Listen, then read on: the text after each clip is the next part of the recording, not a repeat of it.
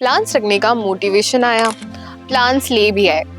और लाते ही प्लान्स खराब हो गए और मोटिवेशन भी। पता है, ये कुछ ऐसी चीज़ें हैं जो कि बिगनर्स के साथ बहुत फ्रीक्वेंटली होती है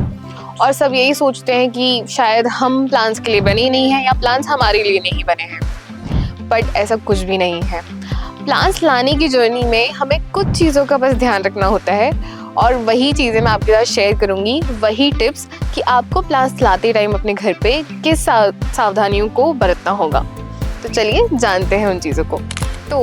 उनमें से कुछ चीज़ें इस तरीके से होती हैं, जैसे कि जब आप न्यूली बिल्कुल परचेज़ करके अगर अपने प्लांट को लाते हैं तो आप एक चीज़ का ध्यान रखिएगा, कभी भी लाते से ही उसे रिपोर्ट बिल्कुल भी मत करिएगा, क्योंकि जैसे ही हम उसे लाते हैं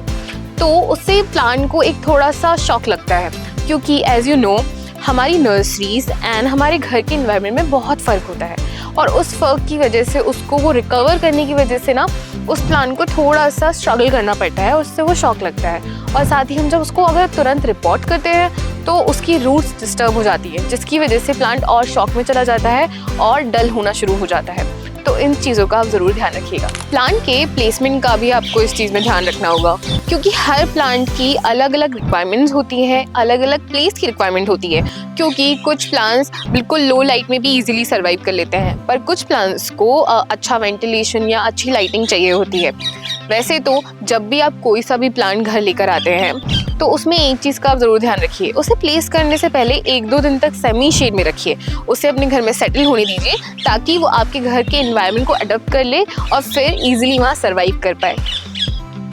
और अगर आप अपने प्लांट्स की जब रिपोर्टिंग करें कुछ टाइम के बाद तो कुछ चीज़ों का तब भी आपको ध्यान रखना होगा, जैसे कि इंडोर प्लांट्स में आपको पॉट का भी ध्यान रखना होगा कि वो उसमें होल ज़्यादा हो, उसमें ड्रेनेज सिस्टम काफ़ी अच्छा हो। क्योंकि इंडोर प्लांट्स में एक चीज़ काफ़ी कॉमन हो जाती है, जब उसमें अगर पॉट में ज़्यादा ड्रेनेज होल ना हो तो पानी को बहुत ज़्यादा स्टोर करके रखता है, तो उसकी वजह से रूट रूटिंग होना शुरू हो जाती है। तो इन चीज़ों का ध्यान दें। साथ ही आप किस टाइप की सॉइल चूज़ कर रहे हैं, आप याद रखिएगा कि इस प्लांट की जर्नी में आपकी सॉइल भी आपके लिए बहुत बड़ा एक रोल निभाती है। क्योंकि अगर आप ऐसी मिट्टी चूज़ करते हैं जो कि आउटडोर्स में लग जाती है, या फिर ऐसी मिट्टी जो बहुत चिकनी मिट्टी होती है जो पानी को बहुत स्टोर करके रखती है, तो उससे आपके प्लांट को बहुत ज़्यादा प्रॉब्लम हो सकती है, क्योंकि उसमें रूट रूटिंग जल्दी होती है, उसके प्लांट्स की जो रूट्स होती है वो इजीली ग्रो नहीं हो पाती हैं। और इंडोर प्लांट्स के लिए जितना हो सके आप इस टाइप की सॉइल को चूज़ करिए जो कि काफ़ी दरदरी हो जो और प्लांट को ईजिली ब्रीथ दे।